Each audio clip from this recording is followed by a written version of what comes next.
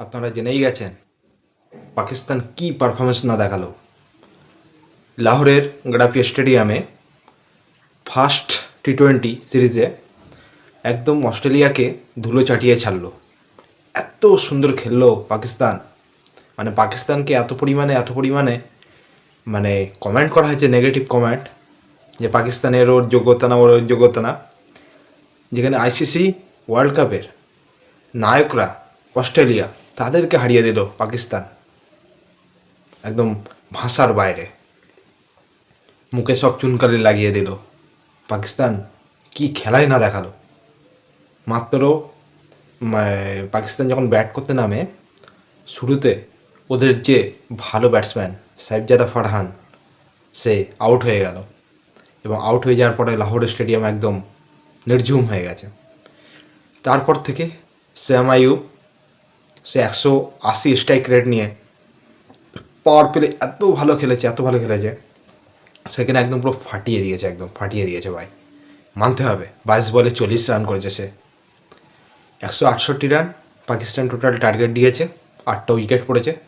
সেখানে সবচেয়ে ভালো যদি পারফরমেন্স কেউ করে থাকে একদম পুরো লিগালভাবে এবং পুরো খারাপভাবে যদি পিটিয়ে থাকে, সেটা শ্যাম আইয়ুব। মাত্র 3টে 4 আর 2টো 6 মেরেছে। 6গুলো মেরেছে একদম পুরো হাইট কি 180 স্ট্রাইক রেট নিয়ে। ভাবা যায় তাদের বোলারদের, মানে পেস বোলার, যে কটা পেস বোলার বল করছে বা সুইং বোলার বল করছে, সবার বলে 6-4। তারপরে ওদের ক্যাপ্টেন সালমান আলী আগা, বাবারে বাবা, সে হেভি খেলেছে, মানতে হবে। সে 39 রান করেছে 27 বলে, পুরো ডিফেন্সিভ খেলা খেলেছে, আবার রেডিকিউলাস খেলাও খেলেছে। 1টা 4 এবং 4টে 6 মারেছে, 144.44 স্ট্রাইক রেট। বাপরে বাপ, কি খেলা না দেখালো। আর বাবর আজমের তো তুলনায় হবে না।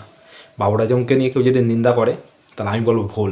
বাবর আজম, সে যদি ডিফেন্সিভ খেলে থাকে, হয়তো অল্প রান করেছে, 24 রান করেছে 20টা বলে, কিন্তু ও যদি ডিফেন্সিভ না করতো, পাকিস্তান 125 রান অল আউট হয়ে যেত। খুব ভালো খেলেছে সে। 1টা 4 মেরেছে, 1টা 6, 120 স্ট্রাইক রেট।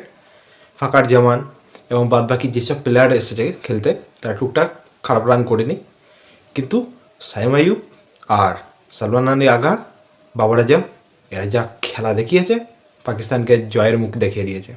কিন্তু শুধু ব্যাটাররা জয়ের মুখ দেখায়নি, এখানে বোলিং লাইনটা দেখেন কি করেছে। একমাত্র আমি যদি বলি শুধু পাকিস্তানের ব্যাটসম্যানরাই জিতিয়েছে, এটা ভুল কথা। বোলিং লাইনে আবরার আহমেদ, ও খুব ভালো বল করেছে।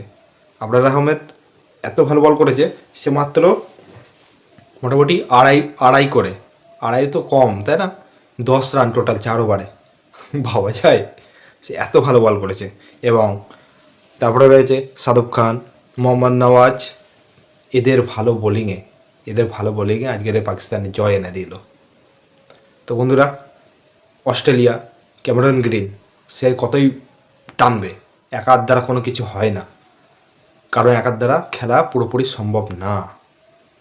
কারণ প্রথমে দেখেন ট্র্যাভিস হেড এসেছে, ভালো প্লেয়ার আউট হয়ে গেল ওদের টিমে, কিন্তু ক্যামেরন গ্রিন সে কতক্ষণ টিকে থাকবে, মাত্র 36 রান করে সে আউট হয়ে গেছে।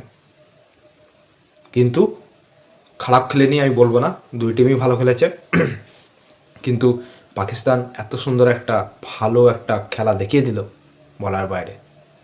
তো বন্ধুরা, অস্ট্রেলিয়ার মধ্যে কোন জায়গাটায় ডিসপুট ছিল, কোন জায়গাটায় প্রবলেম ছিল, যে যার জন্য আজকের অস্ট্রেলিয়া হারলো, সেই বিষয়ে অবশ্যই কমেন্ট করবেন এবং আমার চ্যানেলকে সাবস্ক্রাইব করবেন। টাটা।